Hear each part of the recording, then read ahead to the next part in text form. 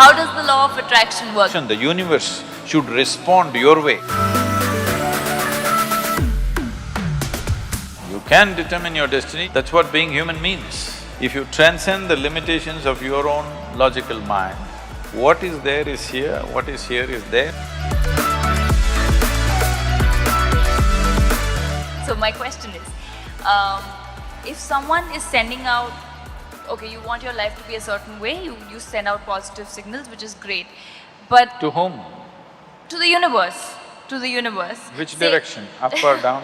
That's what I'm asking, how does the law of attraction work? Does it really work? Law of attraction is something that happens between opposites. Yes?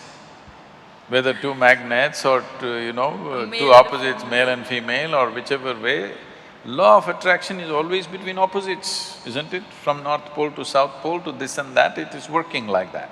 Right. Now you're talking about the universe, so that means you are an alien to this universe? Part of the universe. If it's part of the universe, what is there to be attracted about?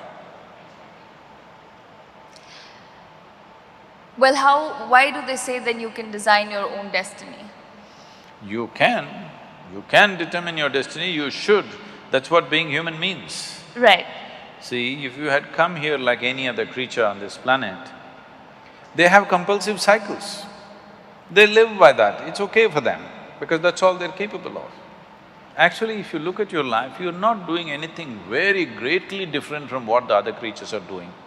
They are born, you grow up, they reproduce, you reproduce, they die, you die. Nothing very different, but these same simple things, we can conduct them consciously. That is the significant thing about being human.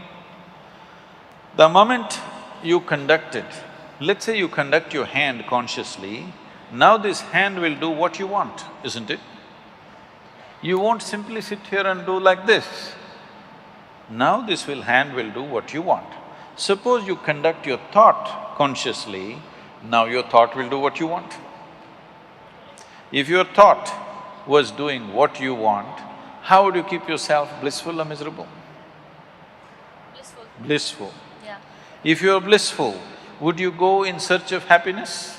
So these things that people think are the greatest things in their life, to be peaceful, joyful, nonsense, wouldn't mean a thing to you, because you're blissful. But you can't say that to them, they'll feel insulted. You have to… You have to play the tunes. But essentially, if your thought and emotion was taking instructions from you, you would keep yourself in the highest level of pleasantness, whatever that is, isn't it? Correct. Yes. If that happened, your entire life process will come to an ease, total ease.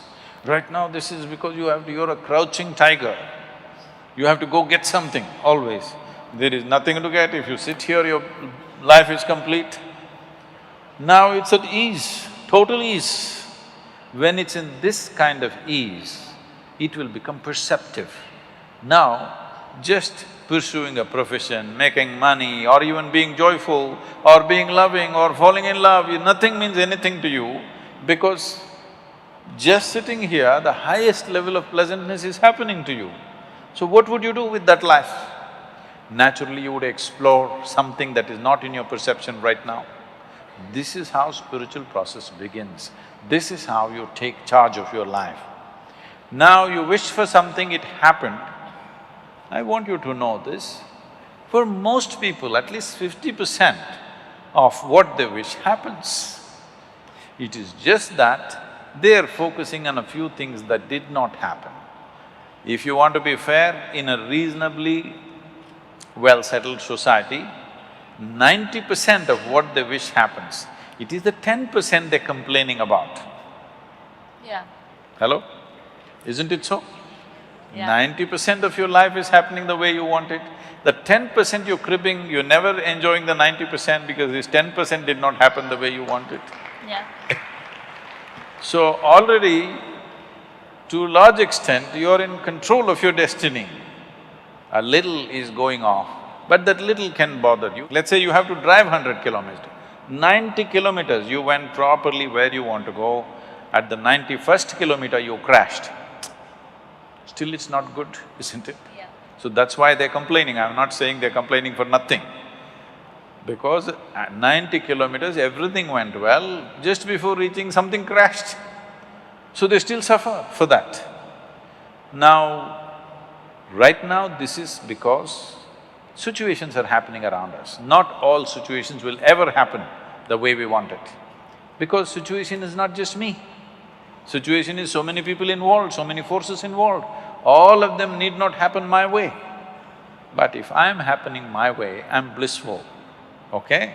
Whether the golf ball flies straight or goes into the mountains, I'm still blissful. Right. As long as you're playing golf.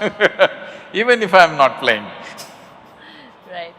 So now coming to this, now as long as things happen your way and you're on your own path and you're blissful and positive. No.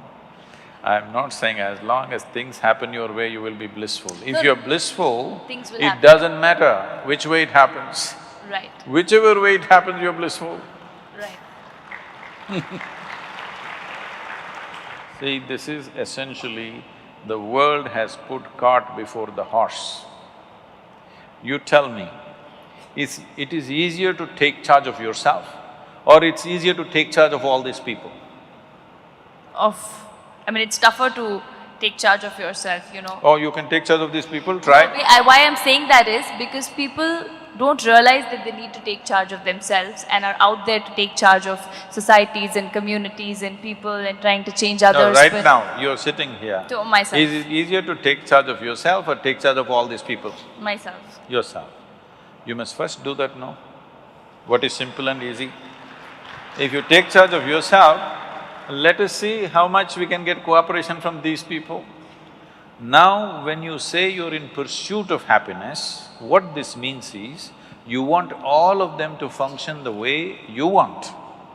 Now, when we say, if this happens, I will be happy, if that happens, I will be happy, what it means is, the world should function, the universe should respond your way.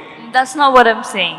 No, I don't believe in that because that's trying to put conditionality into everything that, this is how it should function according to me. What I was saying was that say, okay, for example, a very basic example of somebody wants to be an actor or somebody wants to be a cricketer, and I'm taking a very basic example of what you want to do in life.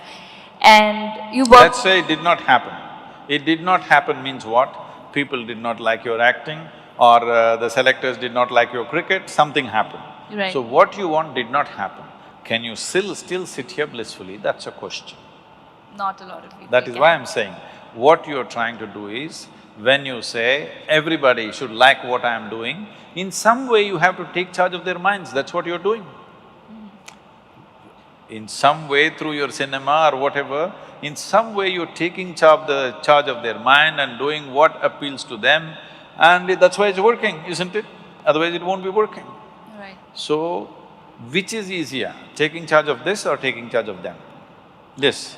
If you take charge of this, now you are not in pursuit of your happiness, you are not tense about anything, there is no, sword hanging on your head, you will do everything to the fullest, to the hilt, because you don't care what happens. Whatever happens, you'll be still fine, this much you know.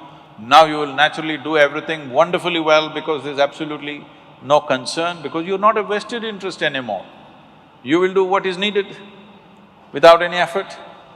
So, what somebody thinks is a great circus and a feat, you will do it joyfully, playfully. Right.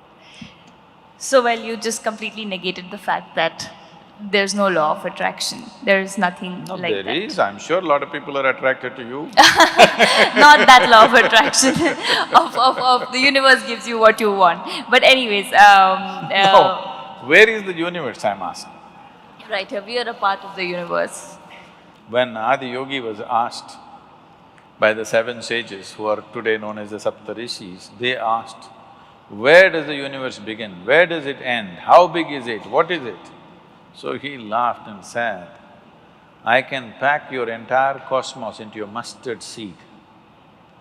That's a very efficient packing, isn't it? Very, very. So, because what you think is time and space is because of the nature of your mind. What is there, if you transcend the limitations of your own logical mind, what is there is here, what is here is there, what is then is now, what is now is then. Everything, time and space gets all mixed up in your perception. Right. So, when this happens, now you won't be talking to the universe. Those who are not on talking terms with their neighbors talk to the universe.